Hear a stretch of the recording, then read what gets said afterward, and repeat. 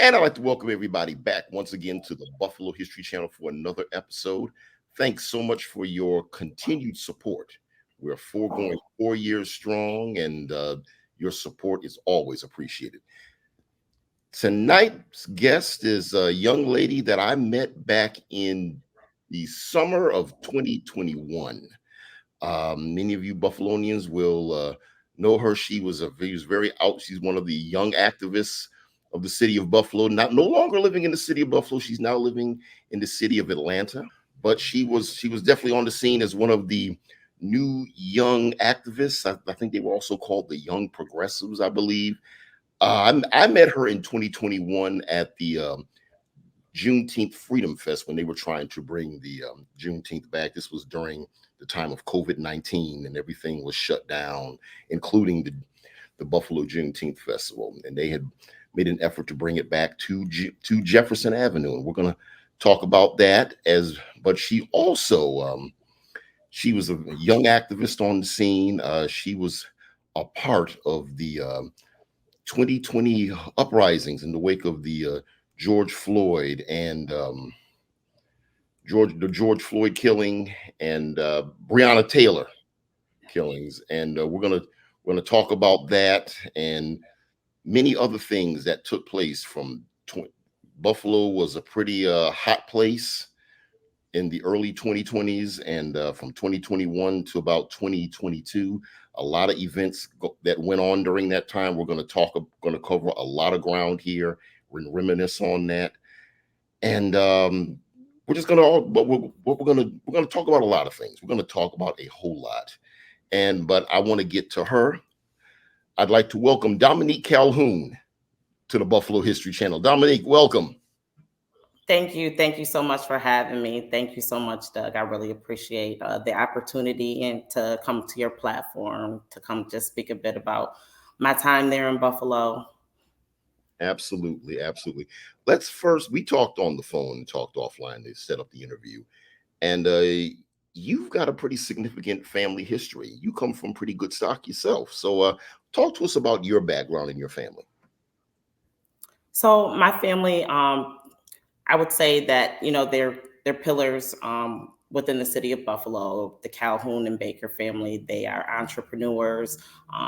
They are professionals. They're pretty known in the city of Buffalo. So, growing up, I come from a really huge family. We would have these dinners and we would invite, politicians and community activists and people in the community. So we were quite aware of, the mayor and the councilman and people at that time, even at a young age. Okay. Now, you went down, you were, before you got into activism, career-wise, you got into promotions and marketing. Is that correct? Yeah, so as a side job, I do marketing and PR. I've been doing it now for over, I'd say 10, 13 years. But when I started, people didn't know exactly what marketing and PR is. Now everyone's a marketer, right? So when I used to tell people I market and I build brands, they're like, oh, well, I throw parties too. And I used to explain to people, no, I don't. I could throw a party, but that's not. It's about building brands and building a following. Or I used to help nonprofits, and that's kind of how my marketing got into the community, because I started helping nonprofits. And nonprofits, they don't really have a lot of money. So, I started doing a lot of things out of, the kindness of my heart and free to build their teams up and their sponsors and their fundraising, because a lot of people don't have that background, but they have the heart, to get out there and want to help people. But if people aren't showing them how to put together the paperwork, how to be an official 501(c), how you're a community program and now you can't get this money, but you're watching everyone else get the money, but you're doing the real work. People don't know how to implement what they want to do. So that's kind of how I started. One of the many moving pieces, that how I started in the community and how I'm really well known by a lot of community organizations. Okay. Activism. What I guess that's where the story really begins here. What was it that got you into activism? Well, if you would have told me I would have been out marching, demanding for laws and policies to be changed that year, I probably would not have believed you. But it was it was a movement that I would say needed to have happened. And what got me into it at the time was months prior to George Floyd, my fiance Morgan, he was pulled over by the Buffalo police and wrongly arrested on camera. And they said that he was felony drug trafficking. They arrested him for vitamins that I had with my name on it in a pink purse in our vehicle. And on camera, they said after they did the test and it came back negative, although these are not drugs, we're going to charge them with it anyways. And that went viral. It was on CNN. It was on the front news of the paper 3 times. It was clear as day, and that was one of the many instances that really started me speaking out because now when you have these guys on camera, clear as day, breaking not only the law, but probably every policy that there is written down, what are the repercussions or what is the punishment for them? Because he had a lot of punishments. He lost opportunities. He lost a job because of it. He lost income, so it was a lot of stuff surrounding that. And then weeks later, on Mother's Day, we had Quentin Suttles get beat so viciously by the police, you know? And once that happened, people were speaking out and their defense to what happened to Quentin Suttles.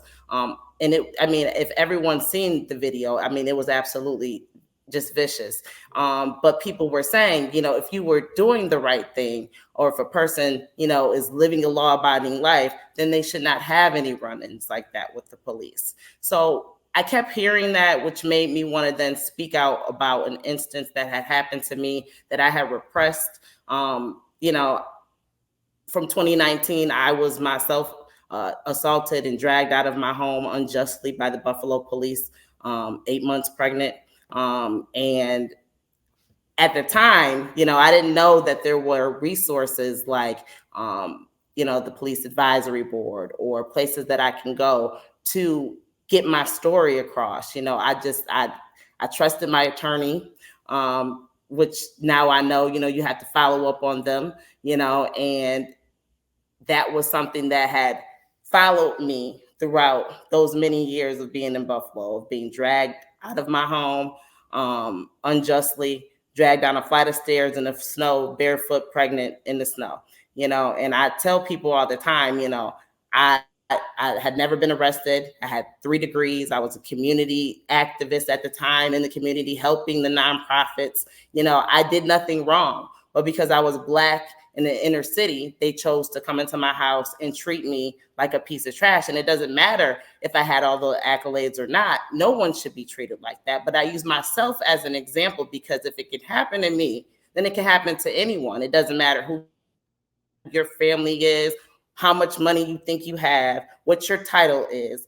If you live within the inner city and they view you as a Black person, they may treat you indifferently. And so that's what made me start speaking out, not for myself, but for the people who don't have a voice, the people who cannot get on a camera or on the local news or get interviewed by, the newspaper so that they can tell their story. So not only was I not telling my story, I was telling the story of Quentin Suttles. I was telling the story of Morgan Eaton and other people who had been unjustly, treated and some even killed by, the police. Okay. So we get into after your situation and we hear about George Floyd.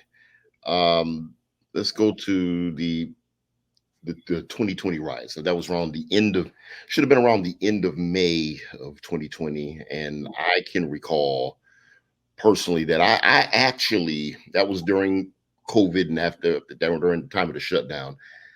That was right around the time that I was going to be coming back home for about a 2 week vacation from work and here in the DMV. And this is beforehand, and they had like a travel ban, and I was about to come drive back home, and my father told me to basically stay back because you don't know if they said they're pulling people over that are trying to leave where they're at or whatever. So he didn't want me on the road. So I un, under duress, because that meant I was going to be back here with cabin fever because we're shut down and I can't go nowhere anyway. But I remember hearing about being online on Facebook, and there was talk about having a demonstration at City Hall. And there had already been, uprisings and riots in other parts of the country. And I vividly remember this. I didn't really. I figured y'all would be out there talking, singing. The church community, the faith community would be out there, and the stop the violence groups would be anti-violence groups would be out there. So there ain't gonna be nothing. Ain't nothing gonna really jump off, anything. And I think some people. I remember seeing that where some people were fearful about something jumping off. I specifically remember a video that was posted by India Walton, and she was on a live stream. She was almost on the verge of tears, telling people not to get involved because because she was concerned that something was going to go down. And I remember looking at the live Facebook streams. It was several of them, and people were doing what everybody's out there doing what they were doing. I saw you out there too, and I remember walking away from the computer, went into the other room to watch TV. Then I hear all this. Then a few minutes or whatever later, I hear all this commotion. I run back into the room where my computer is, and I see all this. That's when I see everything jump off, and I'm like, "What in the world?" So for can you take us back since you were there? Give us your memories of what happened that first day of protesting and which led to the uprising. So, so the day that you're referring to, it was like a whirlwind, right? Everyone wanted to have a, a, a rally the same day. I forgot what day it was. It was a Saturday. It was on a Saturday. It was on a Saturday. So a week prior, so I was all new to this, and Facebook is a new tool, right? We didn't have this back in the day when people were organizing for rallies and things of that nature. Now we have all of these different activists and organizations and people who had been out there prior for Trayvon Martin, who had done this, so they felt like they were the go-to, people to go to because they know what to do in times like these, right? So, we had all organized, all the people on Facebook that were interested in these different groups on, what is the best way to have a rally, right? So you have all of these different people who want to do different things, right? And so from the group that I was in, we settled on having a rally that afternoon, that morning, and we were going to have people sign. At the time, I drafted something called a people's resolution, right? Because I don't do things. I go out, I make noise, but I make noise behind a change, right? I'm always asking for a law to be changed, or implemented. It's not just us. People want to say complaining because I don't feel like it's complaining. It's bringing light to things that are wrong in our eyes. But that's what our plans were that day. We went there to have people sign a petition and send them to your legislators, your mayor, all the way up to the state level of the things that we wanted to see changed. And in this resolution, there was things like modifying the body footage camera stuff, and the internal affairs reports in Buffalo. When we get our findings back, it's a one sentence finding. It says 9 times out of 10, no, or cannot determine. It's never in your favor, and it doesn't describe anything. So that word, we want a detailed summary of your findings. So these were different things that we asked in this resolution, as well as we asked for grace for Deanna Davis and Cortland Rutherford, who were detained at the time. Deanna Davis had been arrested for running over the officer during the protest, and Cortland Rutherford was arrested for allegedly throwing the Molly Tail cocktail at City Hall. So these Oh, were things that we were asking for. And I will say that we had over 1,000 people that showed up during that time, and our goal was to get in and out, right? And we had Carrie Horn. She yeah, led the way. It was yeah, Carrie Horn, Nate Boyd, and we were out there, and we spoke about the resolution. They spoke about the things that they wanted to see happen. We were in and we were out. We had people that had the petitions. They signed the petitions, and a lot of people mailed those petitions off. And I will say, after we were done, we cleared it out. City Hall was bare. We had an interview, Cario and I looked out, and it wasn't anyone out there. right. 2 hours later, uh, I look on my Facebook page, people were going live, and people had showed up dressed in all black, like I am right now, and they had a different agenda than those people that showed up earlier in the day.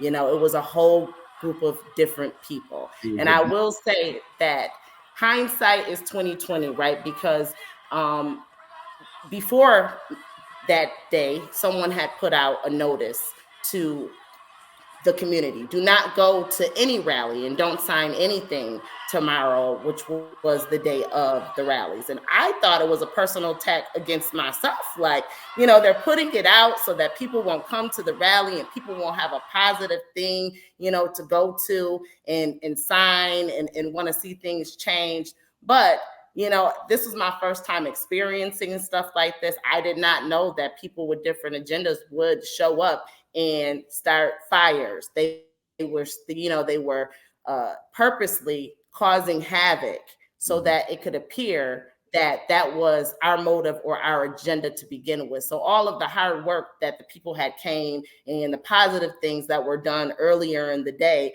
were overshadowed with people came in and they were just destroying downtown Buffalo. And I feel like, without all of us working together and, having a central message of, yes, let's all come here in the morning. This is the positive message. You had a lot of youth that were confused, right? So if they have a notice telling them not to come out, they're not going to come out during the day. But then they get notices later in the day on Facebook saying, we're all showing up at City Hall at this time, dressing all black from anonymous uh, accounts on Twitter, because this was all that was going on. People were, this is not a conspiracy. I looked up the accounts. They were false accounts. People were putting out false accounts and following the youth, telling them show up in all black at City Hall tonight. So it was people out there with ulterior motives. And that's why I would say that happened. And India, she has been in this a lot longer than I have, So she knew and probably seen and knew that there was going to be, other things going on besides me thinking that things were all going to be, roses and everyone was going to go home and not come back out, So I will say that that's what happened that day. Yeah, as I'm listening to you, what I'm reminded of, like, well, first of all, you mentioned earlier about Trayvon Martin. There was a protest. There was a demonstration that I actually participated in. It was called the Hoodie March. I want to give a shout out to Willie Pugh and fellow Bennett Tiger, and he along with I believe another young lady that was involved. Her name escapes me. They organized that. I was in front of City Hall. I was there. I took some pictures, and I remember taking some pictures and videos of that event. But I also did in 2019, I produced a document. The last documentary I produced was called 67, the Buffalo Uprising, which was the race riot back that took place on the East Side back in the summer of 1967.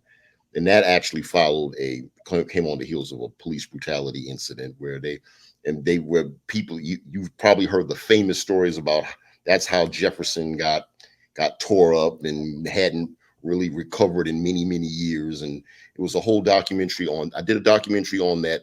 And there were stories about how there were strange people coming through the community that were taking bricks and throwing them into the plate glass windows of different businesses. And some people said that they were outside agitators.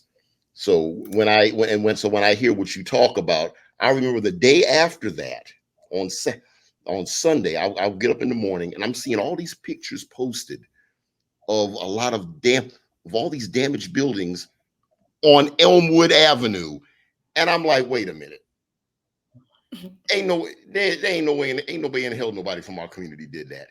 They'd have been arrested on site if they had done. The jails would have been, the holding center, Buffalo holding center would have been full of people. So I Right. kind of knew that, okay, something is strange going on here. But I know you're about to say something. Yeah, I mean, even it was a lot of people have to do their research because I am by trade a paralegal, so I'm a researcher. So that's why I get into a lot of things because once you do your research, the facts are there. So like after the whole riots, if you do your research on how many insurance claims or people were found to have put in false insurance claims, it's very interesting because then it makes you think like, well, were people really over there, causing riots, or were you guys just making it appear to be so that people can have a reason to have an insurance claim because they seen a windfall? I just feel like a lot of that stuff was staged. A lot of that stuff was, people were coming in from the outside. And even when you see in Rochester, when they arrested out in Rochester, a lot of the people that were arrested, they were not from Rochester. They weren't even from Buffalo. They weren't even from the state of New York. So it makes you wonder, and I know people can come other places to come support, but it makes you wonder, why is everyone that's arrested, out of the 8 out of the 10 are not even from the state, and then at that, they're not even Black. Not to say that they can't be supporters, but when the news runs it, it makes it seem like we are the ones causing the issues. It doesn't say 8 white males were arrested causing issues for the Black Lives Matter movement. Yeah, yeah, I can remember those that summer, those demonstrations. It was almost like it was one after another, and I'm back here looking at it like, God, this is certainly they really like dragging this thing out. I see people going. I remember seeing people. I remember people on Bailey Avenue, and that was the Yes. Deanna Davis situation, and that situation took place. And I can remember also seeing videos of people marching near the mayor's home and outside Yes. protesting I out was Buffalo. I was involved in the one that was outside of the mayor's home. We had a funeral for the people that were killed due to police brutality in the city of Buffalo, Okay. and that was uh, very organized, and it gave people who didn't know a lot of information, like because like myself, like this stuff spans years back to people who have died at the hands of the Buffalo police that a lot of people didn't know about. I went to a protest for mothers who had their sons have gotten beaten or they lost their lives. It was on at the police precinct on it's at Delavan, uh, and Jefferson, I want to say, right there. And Taniqua Simmons, she led that, and that was a really, mothers spoke out about their sons, and how that the officers are supposed to be, mentors. Instead, they're harassing them, and they want to see more officers that look like them in the community, doing more actual community policing, and that was. I got a lot of mothers to sign the reform there at that protest because those were my goals with going to those protests, was to find out what is it that the community wants. That's why I called it the people's reform, because it wasn't just what I wanted, it was what the community wanted as a whole, and community policing it's the way that it's defined. is totally different in the eyes of the city of Buffalo of what they consider community policing. They consider community policing putting officers in schools, right? They don't consider community policing like the things we asked for were officers get hours for doing stuff like coaching football, showing up to schools and doing speeches for the children. It won't be for free, but they'll get some type of stipend for doing this at the end of the year. But now they're in the community. The kids feel, like a connection with them. They're doing stuff with these community organizations. Because right now, as a community, in order to get an officer to come speak or, secure your little league football game, you have to pay. And is that really community policing? So I don't, it's a lot of stuff that I feel like Buffalo is purposeful, but I feel like it was a lot of stuff brought to light during those protests and people having a chance to speak and tell their stories and, place their wants down on reforms and petitions. Okay, and the other thing that I remember from that is another demonstration that happened over on Hurdle Avenue outside Yes. one of those bars. So I think that was like the last one that I can recollect. Yes. So there were actually two demonstrations on Hurdle Avenue. I had attended the one earlier in the day. Okay. And then I guess there was one later on Hurdle as well. And the patrons from the bar actually came out and started harassing and tried to fight the protesters. And one of them pulled a knife out on one of the young women Right.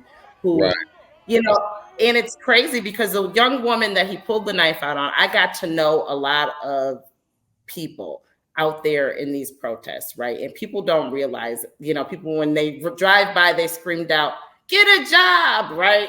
And Right. I'm like, okay, I have a job. I got a 9 to 5. I'm taking PTO to be here. And there were a lot of people who were attorneys, doctors, like had real jobs. And we were out there trying to make a difference and a change, And this young woman that he had pulled the knife out on, she coordinated the protest, made sure that everyone stayed in the routes on her bike and things like that. And she was the nicest person, for that to have happened to it, just anyone. So for him to, rear up on her and pull a knife out on her, he was ready to just do it on anybody, and it was sad. And it took a lot for him to even be, arrested. And I don't know if you followed up on the case with him, and he was telling the judge he wasn't coming in and sending nasty letters to the court. And I'm just like, if this were a Black man that pulled out a knife on one of those white, if one of them, if the tables were turned and they did that to one of the patrons and they told the judge they weren't coming in, it would have been totally different, but that is some of the privilege that some of us have here in America. Yeah.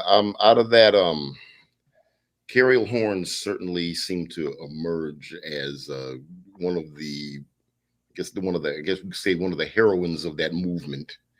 And I know that the situation with Neil Mack kind of juxtapose with the whole thing with George Floyd. Yeah, it did. So I actually had the opportunity of meeting Carriel before the George Floyd incident, maybe a couple months prior, because I was doing a lot of research on, the police with my fiance's issue and Quentin Suttles. And once I met her, I was very blown back by her whole situation because I had never heard of Carriel Horn, and I am in my late 30s. So like, I know if I haven't heard of Carriel Horn, there's a whole generations of people after me who don't know her story, and I thought it was important to get her story out there. So I composed a bunch of social media clips and things about her story, old clippings with Claudia Ewing, her telling what happened.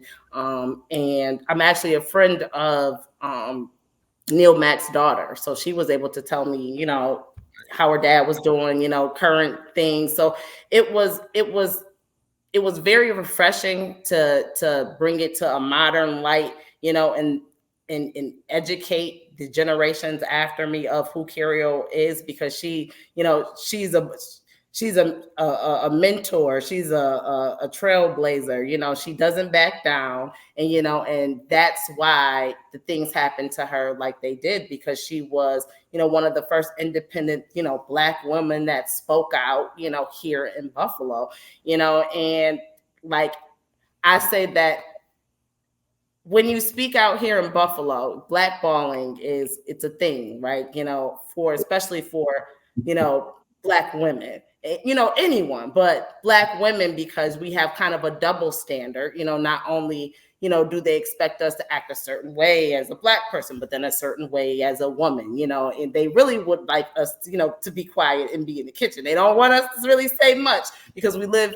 For me, Buffalo was a real misogynistic space, and um, I commend Cariel for speaking out and stepping up for herself at that time, afterwards, and even during the time of civil unrest, as we call it, during the Black Lives Matter movement after the George Floyd, because a lot of people then nationally was looking at her story, right? And looking at her law, and looking at, how she tried to stop her partner, from doing exactly what this man did to George Floyd and what happened to her. So she got a chance, God works in mysterious ways. She got a chance to nationally be on a platform when they tried to blackball her on a small level here in the city of Buffalo.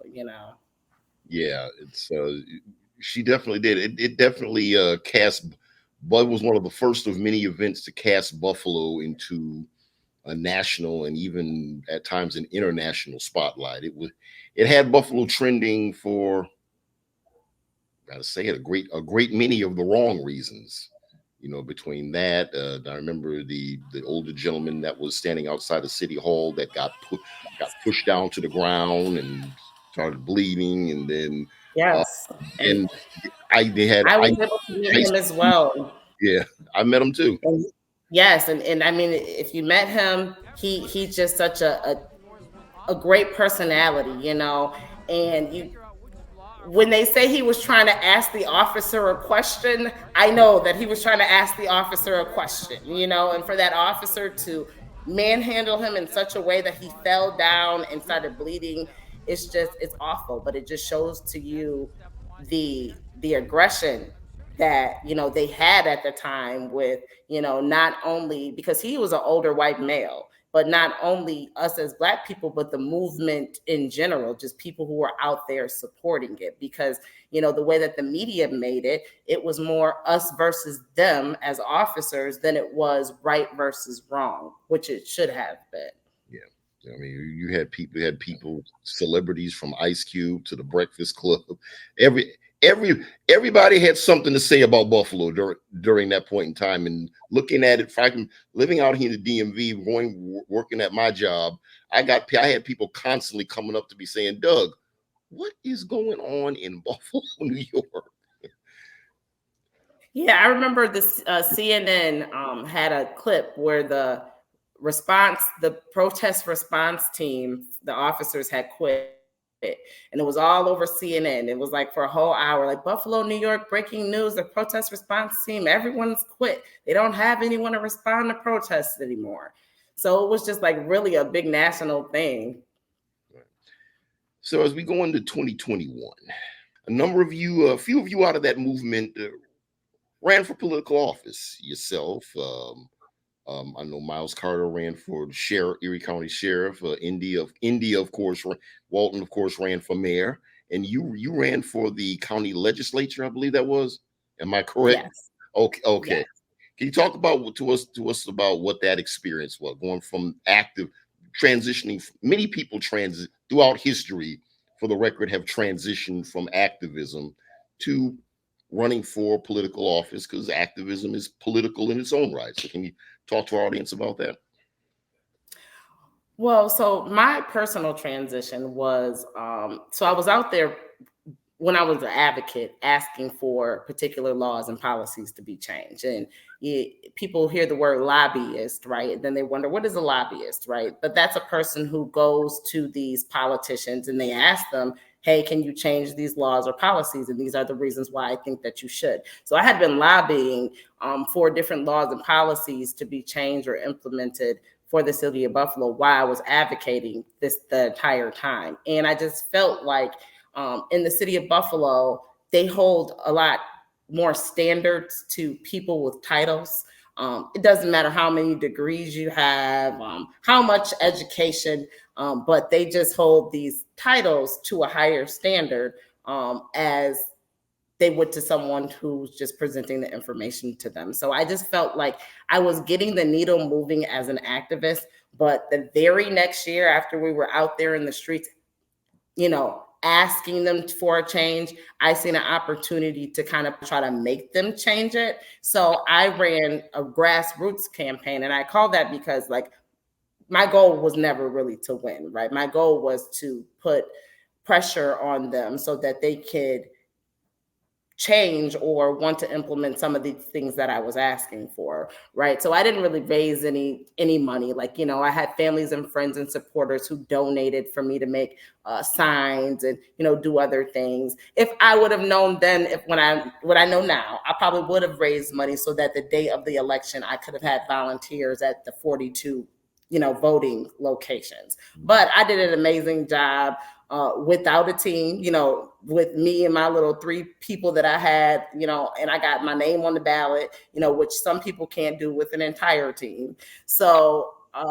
the things that I actually asked for, majority of them, they either stole from my platform and they implemented it, or they actually did change or started to change, like put in things to be in process of changing, like things such as the body footage camera. The things that I asked for that went to a state level, and the attorney general had replied back to a lot of the things that people were requesting, and that was one of the things that myself and other advocates had requested was modifications on that. So do I feel like my end goal? Because as a marketer, I always have a plan, right? The beginning, the middle, and the end. And a lot of people can't make it to the end because they get so caught up in the glitz and the glam of the middle. But I feel like what my plan was to make a change, make them change the policies, bring awareness, which I did do. I brought a whole nother level to politics. The people weren't even interested into politics until they realized this has to do with your housing, your education, your community programs. Where is this money going? Because when I very first got into it, it was because I had a nonprofit and I was working with over like 1,000 kids throughout the years. I had a football program, fitness program, and the kids went from 11 and 12 years old. Now they're 18 and 19, and they're messaging me, hey, Miss Dominique, I can't find a job. I can't find a program to help me with my baby. I can't find this. I can't find that. So when these kids who have been abused, who've gone through, sexual abuse, neglect, they are just being thrown away now as adults. It's just, that's what made me kind of take a step back and look at the policies and programs that are in place, because there's so much money coming into the city of Buffalo who are helping, the community and the youth that are supposed to be developing into productive citizens that we're not really getting right now. What was the response from the community? What was that experience like as you were running for office throughout your campaign? Well, the people that I had been already helping, it was a positive response, right? So you have all those young people that I have literally raised throughout the years, and you have all those community organizations that I, for free, helped fundraise and do their paperwork. It was a lot of positive response. But then, you have a lot of people who don't do their research, right? Who don't know, where I come from or what my motives are, so some of that is disheartening, because you have people like, oh, you're doing it for clout. You're doing it, for the money, and it's just like, if people do, like, my 9 to 5, I get paid more than the job that I'm running for. I'm doing this because I really want to see it change. And I'm good at it. I'm good at, researching, getting laws changed. And that's the thing is when I ran for office, we all had a space and a place. And I feel like, India, she was a great candidate for mayor because she was personable and people knew her. She had been around, she had been to these community meetings and she knew what it took to be mayor, right? So when people knew I was running for office, they're like, "Oh, you're running against India." And I had to explain to people, like, no, I'm running for legislator. My job is a bit different. I do laws and policies, but things like that. Like, so that shined a different light to people because people didn't know the difference between councilman, legislator, mayor. They didn't know who did what. And see, when people don't know who does what, it's easy for people to pass the buck in that position because they say, well, I'm not in charge of housing. So you can go to this department and that department gives you the runaround. Then you really don't know, So I feel like this gave people an opportunity to know who they should hold accountable for what, and who they should go to because they were now kind of looking at, okay, well, what is it that she would be in charge of? Now we certainly can't let this go by. You mentioned India, and we certainly have to acknowledge that she had to say her campaign was memorable is an understatement. She won that primary, shocked Absolutely. everybody, including me. I remember I was getting ready to leave town that the next day and come back out here drive back to the DMV, and then I that night was the election night for the primary election night, and I'm like, oh my god. And I just remember as I was leaving and looking at Facebook, everybody was just going crazy over that.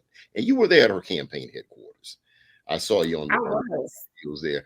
Talk to And us I about talk to us about what that whole experience was like, that just in the aftermath of her winning that primary. We all kind of know how everything went, but just give us your memories of all of that going all the way to the election. well, when she won, I just feel like it was just so powerful, right? Because of the journey of her, what she had to go through to actually win. Like, I know of just probably a small portion because I ran for office and I was in it, and I know the tone of people who, the negative behavior that they were exempling, like, towards us, because they felt like some certain people felt like their jobs were in jeopardy, right? When you're running for legislator is only in charge of one or two positions. When you're the mayor, you're in charge of quite a few positions. So you had a lot of negative behavior towards her as a candidate running for mayor. I mean, she had things like she was waking up in the mornings and her tires were slashed and she had hot coffee thrown in her face, and yes, she did, in the middle of a public space. Yes, she did. And, as as as a as a strong Black woman that she is, kudos to her because there were a lot of moments that I don't know if I could have continued on. And I feel like she deserved every moment of that win because she had pushed and sacrificed so much to get to that point. And people don't realize how much you sacrifice when you're running for office, how many bridges you burn, because how many people are telling you, please, we don't want you to run for office. We don't want you to speak out or speak up and say anything, and I really commend her on so many different levels. Um, and I know some people, they wish she would have won that general election now. I see a lot of people who were like, oh no, we don't want her to win, not because they researched her policies or what she was about. It was just because people are so hung up on, man versus woman, older versus younger, progressive versus, conservative, not who is going to run the city of Buffalo to the best of their ability to see the next generations progress and do well. But I love her, and the crazy thing is when we all begin this, myself, India, Mercedes Overstreet, who is another activist. She's very, everyone has their space and their place. She was the foot ground, footwork, foot mouth, everything in the trenches when it came to us protesting, anyone's protest, when it came to anyone's campaigns. She supported everyone. But I will say that we all didn't know each other when we started this, right? And the thing about doing the real work, right? You come in it, everyone's in it, everyone's in the camera, everyone is an activist, right? But then you find very quickly who's doing the real work, because that's the people who want to do research. That's the people who want to know the facts and, what's going to really make a change, and how is this really going to help us as a people, not in the short term, but in the long term, in the medium. Like, we want to know everything when it comes to how is this going to help us as a people. And we're not going to agree on everything. We're not going to, be the best of friends or anything like that. But at the end of the day, if you're doing the real work, you're going to respect and love that person. And the people that are doing the real work, like, I have all of the utmost respect for it. And India is definitely, she's going to be my sister until the day I die, because when we went through this, it was such a journey and a pleasure to go through it with people that were so like-minded like herself, who were in it for the community. I will say, herself, attorney Miles Grisham, attorney Dejan Hall. I say when we were going through this, I would call ourselves brothers and sisters, because, like I say, you're not going to agree on everything, right? Because everyone comes from different backgrounds. You come from different, your problems aren't my problems. But we do have one focus, which is the progression of our people. So that's why, I love all of them to death, because we were out there doing the real work. Okay. Want to switch gears a little bit, because something else that happened in 2021 was the Juneteenth was in a bit of a pickle, a little bit, lack of a better description. We were still in the middle of COVID, and a lot of things were still shut down. There, we 2020 and 2021, Buffalo went without a Juneteenth for the very first time, and there was an effort underway. In fact, there were a few different Juneteenth festivals happening throughout the city. One was in the Michigan corridor with Kelly Diane's group, and the Free Them with the Free Them Walk, and there was another group that you were a part of that, interestingly enough, not only did you want to do a Juneteenth, but you brought it back to Jefferson Avenue, where it originated in the city of Buffalo. And it went up, and I was there when it went up Jefferson Avenue and went into Johnny B. Wiley Stadium, and that is where you and I met. So, yes, finally met. Yes, yeah, yes. absolutely. But can you talk to us about So, what went into that effort? the Freedom Festival, a very talented young woman by the name of Nellie Sullivan. She is an entrepreneur. I know her just from doing branding and stuff. She does a business called Pudgy Potatoes. She got an idea. She just woke up one day and was like, "There's not going to be a Juneteenth," so she wanted to organize what we now know as the Freedom Festival. That's what we came up as. And she got a group together. I think it was about 8 of us. And it was just 8 entrepreneurs that she knew that could get it together within a short period of time. I think we had like a month and a half. And she picked the correct people. Okay. The way that she brought everyone together, I did the logos, the flyers. She had people that did the website, the whole sponsor page. We all came together, we all put our talents together, and within 3 or 4 weeks, we had the Freedom Festival. And through the brainstorming, I had got the idea of, since we were in the time of people running for office and stuff, I think it would be a good idea to give the candidates, any candidate, a platform to say, what their issue, what their platform was, how they were going to make a change. And we invited, I believe India came, Kim Beatty came as well. I think Miles Carter came. And it was a success. I believe that that gave people that were there a chance to kind of really get to know that person besides just seeing them on a sign or there being a Democrat candidate that's running, because it's a lot different when you get to talk to people and see what they're about. The festival was so much fun to organize because it was different. It wasn't the Juneteenth, it was a freedom festival. I say that because, we had vendors that we had brought on the track of the Johnny B. Wiley Stadium, and they were selling everything from modern stuff to traditional Juneteenth attire and things of that nature. And we also brought it back to Jefferson, which it had originally had been, and we had brought the parade down Jefferson, which I think was amazing. India had came out. She was like the queen of the Freedom Festival. They brought her down. I'm not going to say that, that contributed, to the primary, but it was an amazing time. We had a great time there. And the next year that they wanted to bring it back, the Juneteenth had came back.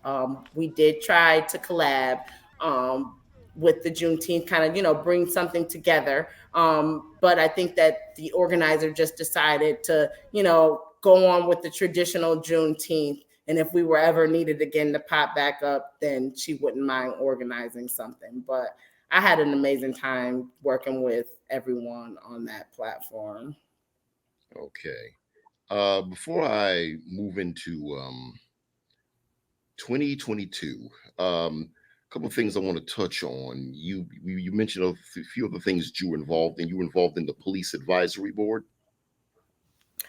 Yes. So, ironically, when I had my resolution, one of my resolutions on there was to disband our current. It's called the Police Advisory Board in the city of Buffalo, because it doesn't have any teeth. They call it, right. So anytime they do anything, their recommendations really don't hold any weight. They can't hold anyone accountable. They're just making suggestions. So that was my point of wanting to revamp it. In Rochester, they actually have something called the Police Accountability Board. But see, that's how they get the wool over your eyes. They're both called the PAB. So if someone say, do we have a PAB? Yeah, we have a PAB, but ours is the Police Advisory Board. We have no real power to do anything. And they are ran by the Common Council, who has ulterior motives when it comes to what's best for policing when it comes to the community. Some of them do. So in Rochester, they're a standalone organization. So they're not really a go-to to a person in the Common Council. So that was my whole point of wanting to revamp it. But they did have an opportunity where they had openings where a lot of the older members were terming out. So somehow I was able to slide in there. But one of the things that we had did in the police advisory board while I was part of it was a mentally ill man had gotten shot. I forgot how many times. I think it was 8 or 9 times they shot him. He had called the police on himself for assistance. And when they came, he was wielding a pocket knife, and they shot him like 8 or 9 times. And the issue was we specifically have a team to deploy to deal with people with mentally ill issues. That team wasn't deployed. That team has special equipment if they have to detain instead of shooting a person that's wielding a pocket knife that's nowhere near you.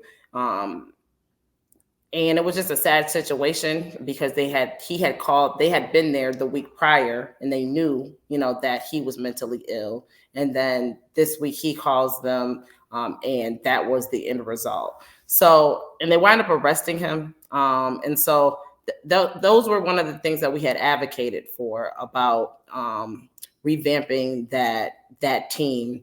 I forgot what the team's name was that they had that specifically deals with uh, the mentally ill, but it need they were only deployed for a certain amount of hours when they really needed to been deployed 24 hours. And I think the amount of hours they were deployed was like in the morning time. Most of these incidents were happening at nighttime.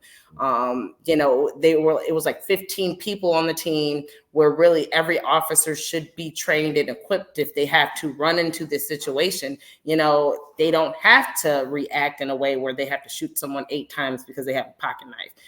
So that was one of the things that we advocated for. And I think about a year and a half later, we were dissolved by the Common Council. They noted due to infighting, which was completely false.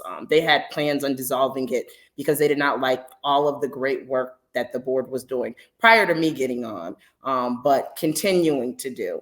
And if anyone ever followed them, the way that they spoke to the previous president and vice presidents, like with disdain during meetings, I mean, you can just tell the tone of how they felt about them doing the great work that they were doing. They seen a chance once all of the members that had been on the board for a while, once the last member, once he was gone, I think he left in December, his term was up. By March, we were dissolved. And they said it was due to infighting, but I think we had like 11 members and 3 of them disagreed on something, but that left seven members. So, in any organization, there's infighting, but if you have a majority that's still in agreement, I've never seen an organization be dissolved. So that just tells you why they needed to be standalone and needed to be an accountability board and something that's voted in by the community and not established by the Common Council, because the same way they penciled them in, they erased them out and then just reset it over with the people they wanted to hand pick and do what they wanted them to do. So yeah, so I just pray that Buffalo eventually gets as progressive as Rochester, because I mean, Dejan Hall, like, he was a driving force. He's an attorney, driving force in the Black Lives Matter movement. He was on the police advisory board, and he now lives in Rochester, and he's on their accountability board doing great work because they have a real board and a real chance and a real community rallying around wanting to see something that's going to help the community and not just be something there as a place card. When I was running for office, and I was out here in the community, and one of the main issues that a lot of people were having were missing women in domestic violence situations, which the first person that went missing was Tierra Lott, a young woman that went missing and was later on found deceased on the train tracks due to a domestic violence situation. And a lot of community organizations and a lot of people came together and rallied behind organizing, trying to find her, trying to put pressure on the police to, investigate faster than they were investigating, because it put a lot of light around our current setup for the Missing Persons Department in Buffalo, which really only consists of 1 to 2 officers, right? So when they're on PTO, nothing really happens. So one of the things that I advocated for was a emergency response team or particular officers to be trained on emergency response for missing persons. So if this person has gone missing, they've been abducted from their home, this is the license plate number, this is the person that abducted them, that you're trained to now go deploy out, because now we have minutes to find these people, and any minute could count or can change the situation. The second person that went missing was Sanaya Dennis. She was a Buffalo State college student. And there was a lot of media attention around her disappearance. And the reason why I had got involved was ironically, she went to Buff State, which is my alma mater, and she disappeared from the tower that I used to live in. And when I looked at her picture, I'm like, brown skin, doobie wrap. That could just have easily been me. I used to take the 12 on Elmwood, where she went missing from. So I felt a connection on, trying to help her, trying to help her family. Find out, where she was or what was going on with her. One of the people I was working with at the time, they were Muslim, and they were able to get in contact with Sanaya's uncle, who was Muslim, and we were working with the family, the father and the mother, before they had gotten down to Buffalo. When they got down to Buffalo State, the school, as well as the police, would not help this family. They're like, she had been gone for 4 days. And the thing about it was she had a campus job, a pattern, and she clearly was missing. And so they wouldn't do anything. And so we had a press conference in front of the school, putting pressure on the community, the mayor. The father had called the mayor's office. The mayor didn't call him back, so they felt a certain type of way. Once we had this press conference, the press conference went viral because I had no idea that her dad used to be a member of Dipset. So once he had put, well, this mayor isn't calling me back, celebrities start tweeting, well, who is this Mayor Brown? Why isn't the city of Buffalo helping find Sanaya? So within an hour, the Buffalo State, the city of Buffalo, and the mayor had another press conference right after ours, saying that they were going to investigate and look into finding this young woman, which they then launched the investigation. And the findings of that investigation, they're inconclusive, but the DA wanted to cite it as suicide. But I personally believe that, that was to bring it into all of the media coverage, the negative media coverage that was surrounding the case. Because as a parent, if I send my child to your school and there's only one bus stop on that campus, I would expect for you to have a camera on the campus to tell me if my child got on the bus or not. I wouldn't expect for you to have to wait for the bus to tell me if she got on if I'm paying tuition and the bus stop is on the campus and it's the only, so it shone light about a bunch of things, when it comes to safety, security, us as, just students, us caring for our kids and just trying to oversee them and making sure they're okay. And so after that, that made me look into something called an adult alert, because we don't have one. I thought we did not have one here in New York. And I found out that there indeed was an adult alert called Ashanti's Law that was passed and like implemented by Donald Trump. And it was a father in Virginia, and his wife had did a lot of work on getting this law passed because their adult daughter went missing, and he had the guy that took her, the car, the license plate, and they would not look for her because she was not a child, because we only have the child alert. So it took them 2 or 3 days to locate this young woman, and she was deceased when they located her. When if they would have put out the adult alert, he had went through state lines, so they could have caught him beforehand. So I thought that this would be, excellent, to implement, especially a place like the city of Buffalo, where we have such high rate of missing, women, especially here in Buffalo. So like I did a lot of research. I contacted the FBI, the New York State Department of Missing People. I met with them. I put on a presentation. They built like a whole entire I don't know what you would call it, but like they were calling it like kind of like a brief that they were going to do for the state of New York to try to implement it to their police departments, because Right. it's already a law. All they have to do is use it, right? They just have to train their police on it. And this is what people don't realize. It's already here. If the city of Buffalo wants it, it's funds out there. All they have to do is say, here's the training, right? And we haven't done that. So fast forward to me advocating for it, me reaching out to other organization saying, hey, I've done all the work. All we have to do is try to implement it. No one's interested. No one wants to, attach themselves with something that they haven't put on themselves or put together first or not receiving funding for. So it didn't get the push it needed. And literally weeks later, we had another young woman who had went missing. She had worked at Poise Bar. Her name was Akita Houghton. Yes, And she, I knew Keita. oh, you personally knew her. She had just beautiful. She just had a baby. And it just was sad to me because she was abducted by her ex or baby father on the Ring camera. Her mother seen it. Her mother called the police right then.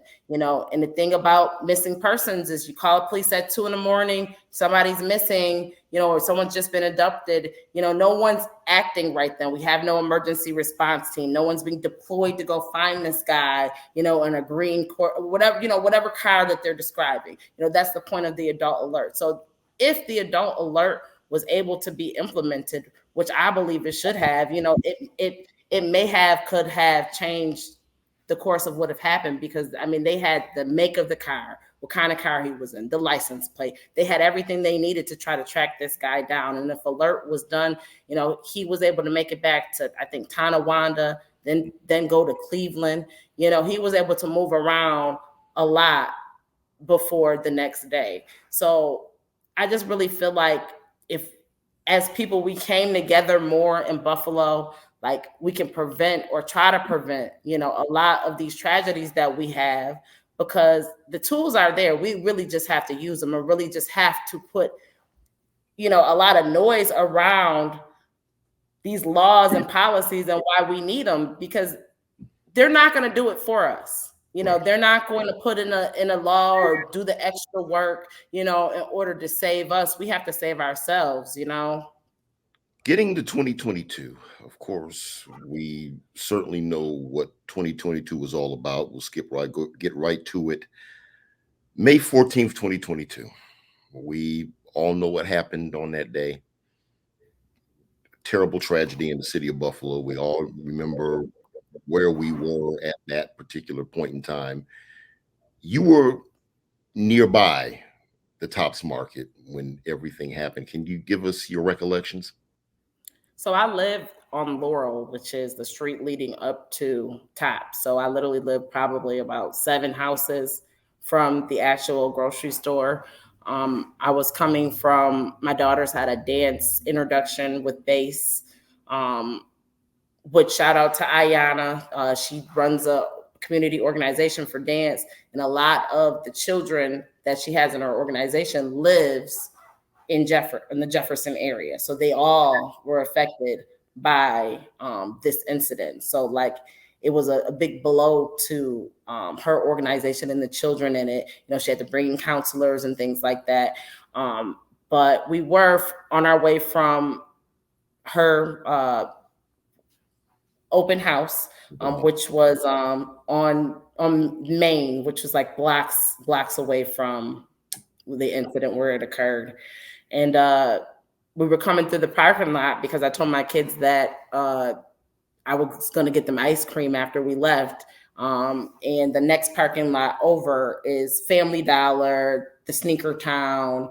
And so it's that parking lot, the next parking lot. And we're driving through, and I hear, like, at the time I thought it was a car back shooting, right? From like, I didn't think it was shots because it was like smoke. I just thought a car was messing up because that's what we're used to, right, in Buffalo, And once I got to the end of the driveway, people are screaming and running out of the Tops parking lot. So now I can't even move my car. So see people screaming, yelling, and then I hear somebody say, "Oh my God, my baby." So then I pull over where I can pull over, and I'm thinking something's happened to someone's kid. So then I hop out and I'm running over towards the entrance, and that's when I see bodies on the ground. And at the time, I did not know her, but it was a young woman, and she was screaming, "My baby," because her daughter London was still inside the Tops building, and she was in there with her dad. And that's when I realized that this indeed was not a car. Found out later that it was the shooter, that he had shot people outside and he was inside actively shooting. I was frozen. I ran back to my car with my kids. I called my cousin who's a police officer. I'm telling him what's going on, and he's just telling me, get out of there. It's enough witnesses. I'm trying to move my car, can't even, it's a sea of people just screaming, yelling. It it took me, I live on a one way leading up to Tops. It took me probably 39 minutes to get around the corner back to my house. That's how much chaos it was. And by the time I got back to my house, maybe not that long, it might have felt that long, but by the time I got back to my house and got on Facebook, they had pictures of him coming out being arrested, the shooter. But while I was there, I had put, oh my God, before I left, I took a picture and I said, please check on your loved ones. Someone's killing people. It's a white male killing people at Tops on Jefferson. And when I went home, he had been arrested, and I looked at that post and it had went viral. And it had went viral, and I was just so disgusted later on as I read the comments, because people were more so concerned before they found out that he was racially motivated. The white people were more concerned of, why did you have to say he was a white guy? Like, just disgusting comments. Like, he was a white guy and it was racially motivated. And I just find it just I just find it sad, just because we were there. It devastated me. I was messed up for like for months on end after that, because as an activist, to have a white supremacist literally come into your backyard and start killing people, and you're right there and you can't do anything about it. Like, you can't do, you've tried to help people for years and years, and then this happens right in front of you. It kind of just devastates your whole entire world for me. So that's something that I had to, you know, deal with after that occurring, because that just kind of messed me up, a lot. And people don't realize that many of those people, when I was running for office, they lived in that area that were shot. They were older and they lived in that area and they lived on those streets, and I knew them, and I spoke to them, and I spoke to that security officer on a regular basis, and I picked his brain about police advisory board stuff.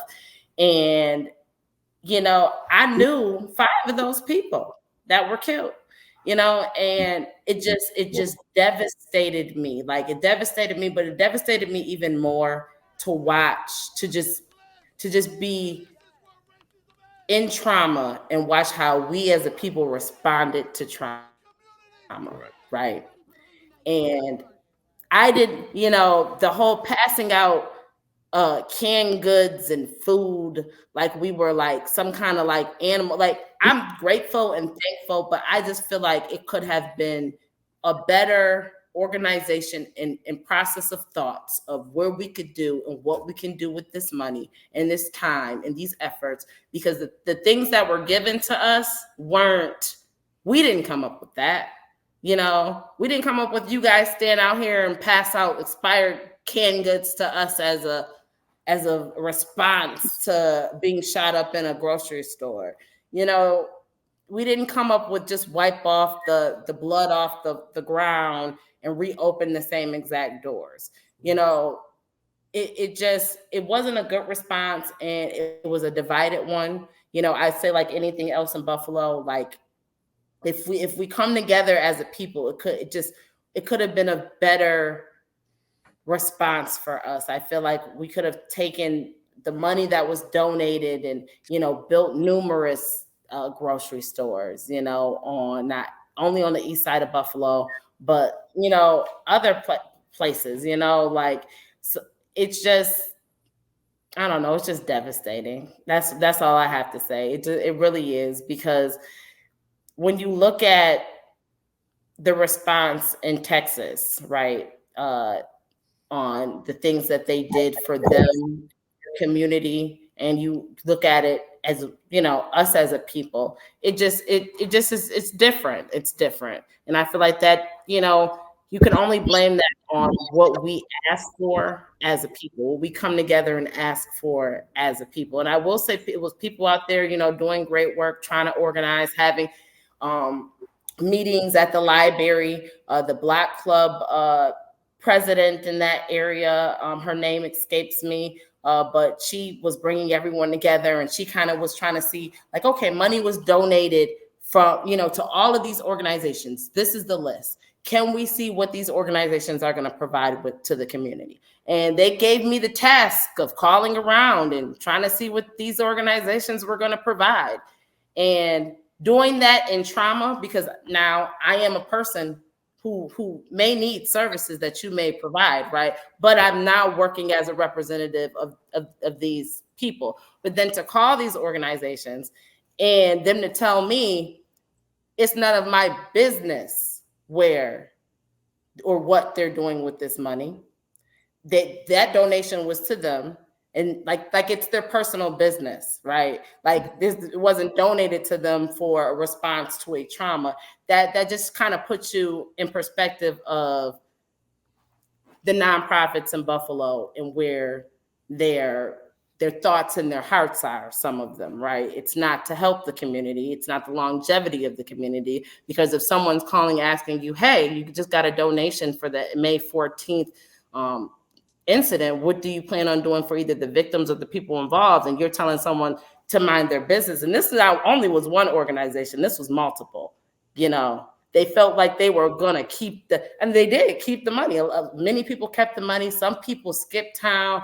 It just was sad the way that they responded to just receiving such large donations when it was to help the community, and that kind of broke my heart, because you have organizations who are out here doing great things, but again, they don't have their paperwork in order. They're not a 501(c), so they can't get these donations, or they can't get money that may potentially actually reach the people that it needs to help.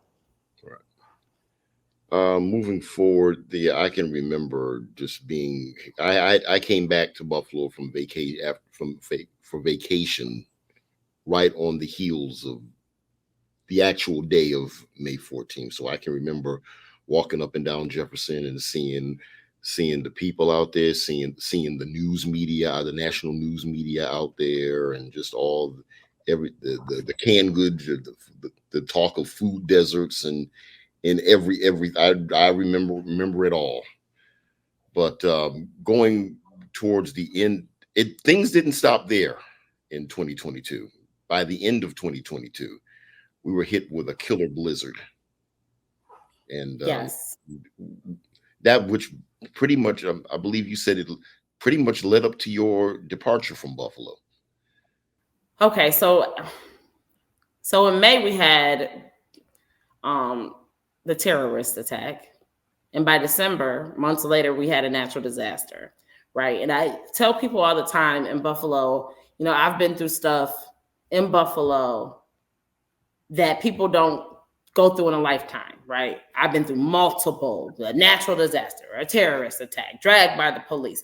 Like, it's just multiple things. Like, it's just trauma on top of trauma. Living in Buffalo is just, you're traumatized, because we are a town that we're full of, trauma, and then we don't have any healing behind it. There's no healing, I would say, and no programs, no places, to really heal. And even the churches, I will say, churches used to be a place for healing, and even dealing with a lot of the churches, trying to bring the youth back into the church. They really don't want anything to do with the youth, because the youth don't have any money, and so it's sad, the way that we have gone. But once the storm happened, I feel like that was my final breaking point there. That was my last bit of trauma for myself and my children, because of the things that led up to the storm. I feel like could have kind of been prevented. Months prior, you had India Walton and her team. They did extensive research. And I mean, I was in on it. And I read some of the stuff, and it was so much research they had done on logistics and how to notify the city of Buffalo and the schools prior to a storm like this occurring. There were people, like just regular residents. I wouldn't say regular residents, but like I had read some letter from a guy who he had a background in like he was a meteorologist, like but he lived in like Orchard Park, and he was just warning the city of Buffalo that this magnitude of a storm, this is bigger than anything that had occurred, that we should prepare. Like it was warnings prior to the storm occurring, right? And then you watch the news briefs then, and they're like, the Common Council, oh, we'll get to it.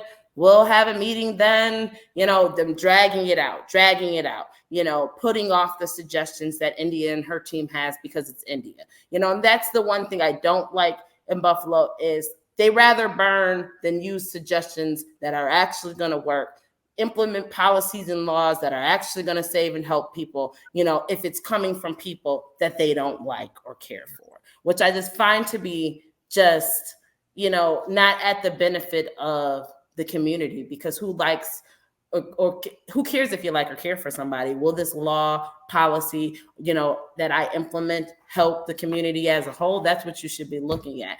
And I feel like that played a part into what happened to us, because if they would have taken into consideration anything that team had said, I don't think that we would have been in that dire of a situation. Because why is it that everyone around us, suburbs, notified 2 days their school is shut down on Wednesday, but our kids are still getting off a bus at 6 p.m. on Friday in the middle of a blizzard? It doesn't make any sense that trucks are getting stuck or just now being deployed in the middle of the storm. Like, why weren't they stationed before the storm? It's just different things could have occurred. Then the storm occurs and we're without power for 3 days. Me and my family, we literally, I'd say we almost didn't make it. We had to escape our house.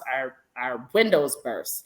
Our pipes burst. We tried to light candles. It caught on fire. Our house almost caught on fire. The basement was flooded. Like, we had to escape out the house. It was below zero. I had 3 kids under the age of 10. Okay. We got in the car. Okay. We tried to make it down like the street. We couldn't make it down the street. Lucky for me, I had a office on Main and Jefferson at the corner of Main and Jefferson. And I made it to my office, and the office had a generator. But what about the people who didn't have an office, who didn't have a generator? When I woke up, there was a guy dead outside in a car in front of my office. Okay. It were people who had died all throughout the city of Buffalo. Just stories of my cousin. Her next door neighbors were diabetic. She kept going over there to check on them. When she went over there, she had walked to True Bethel to try to see if anybody was there. Nobody was there. She walked back home. Next day, when the National Guard came, they were in their house dead, the older couple. It was sad. The couple who had the baby in the middle of the storm that people couldn't get to, the 21-year-old girl who was she was stuck under the viaduct. She called her grandmother FaceTime, and they had plowed her in her back, her exhaust, and she wound up dying in the car. 21. She was 5 minutes away from her job. But see, if the job was shut down, if she wasn't trying to come home from work, okay, she would still be alive. She shouldn't be able to have went to work, okay, that day. And that's what I'm saying about planning. And that's what I mean about sometimes when I talk, I may say like, these people are not qualified, but when proper urban development courses come in, right?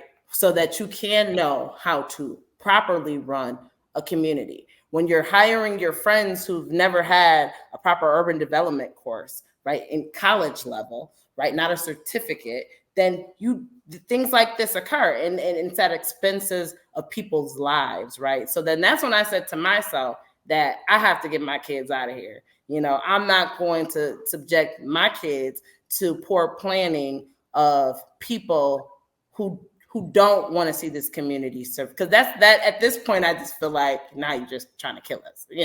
That's just was how in trauma, that's what I was thinking. And by January the 10th, I was here in Atlanta. Okay, because I had to save my children.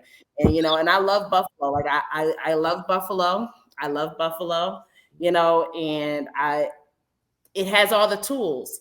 But until we work together as a people and we want to see a change, and we want to see a more youthful, modern, I would say, representatives for us there in Buffalo, we're never really going to see a change. Here in Atlanta, their common council ranges from ages of 23 years old, okay, to 63 years old. Okay, so you have multiple opinions. I was running for office. They told me I was too young. I am 39 years old with 3 kids. I'm almost 40. I have 3 degrees. How am I too young, running for office? But they're in Buffalo, they feel like everyone should be 60 plus. And, when you have a school board where, yeah, and it's nothing wrong with that, because that's where all the knowledge is at. But we have to also include, other opinions, younger opinion, more modernized. When you have a school board where majority of the school board, only one person has kids in the school district, I feel like that's an issue. And then the person with the school who has the kids with the school, the person who has the kids, who has all the ideals, they're shooting the ideals down. Well, she would know better than anyone because she has the kids in the school district.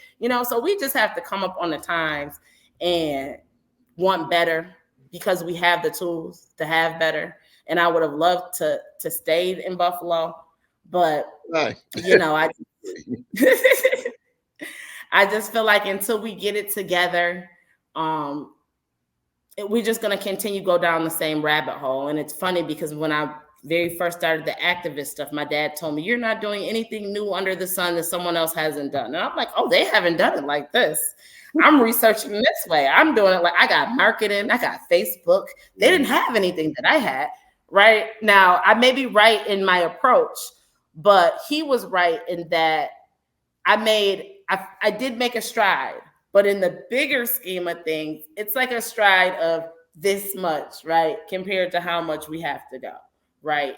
And I just hope that the younger generations after me, right? Because I watch them and they're coming up and, they're like, oh, I'm going to do things different. And then they have that spirit that I had when I first got into it, trusting everyone and thinking everyone's motive is the same, because you get in here and everyone's an activist, but you realize very soon that everyone's motive is not your motive, right? Everyone's values are not your values. So you have to be very careful of how you present yourself, who you present yourself with, because you don't realize your importance until other people let you know how important you are. So you have to protect your space, protect your message, so that people can properly know, what you stand for. And that's all I'll say. Yeah, we got some younger generations of millennials and Gen Zs that are staying in the fight and trying to build a Buffalo. And I wish them well. I look forward to having some of them on the Buffalo History Channel in the not too distant future. But it's gonna be an uphill battle, and who knows if you get it back on track, and you never know. I would love them. They reach out to me for guidance, and I'm here, and I inbox, and I don't mind, giving, my rundowns and my experiences with people and what have happened with me, because I want to see Buffalo do great things, because I know it's there. It's there. If we got the power to elect India in the primary, although they did everything they could in the general election, I know we got the true chance to make a difference. It's in them. It's in them. Absolutely. And we still ride. I mean, we still ride for Buffalo, but what we say, anything we say is out of love. It's just like when your parents Amen. choose because they love you. So, Dominique, Amen. It has been wonderful to have had you on the Buffalo History Channel. I know you've been wanting to do it. I saw that one post you made. You were trying to. You said go on the Buffalo History Channel and get my Cat Williams on. I like, oh Lord. Yeah, yeah. Well, I didn't have a drink, so I didn't Cat Williams, but I did Dominique Calhoun. Well, Miss Calhoun, shall Uh, I say? okay, okay, but well, thanks for being on the Buffalo History Channel. Thank you so much for having me. Anytime.